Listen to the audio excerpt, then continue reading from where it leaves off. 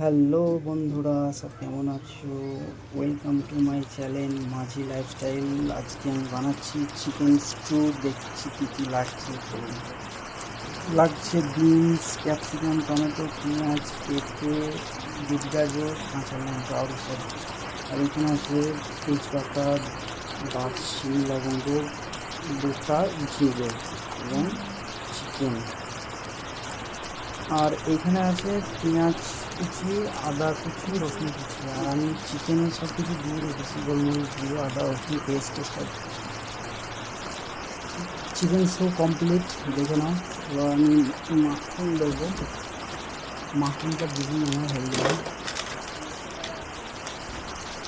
Complete. মাখন দিলে মানে ঝোলটাকে টাইট করার জন্য একটু কর্নফ্লাওয়ার দিয়ে দেবো গরম জলে, তাহলে আমার টাইট হয়ে যাবে।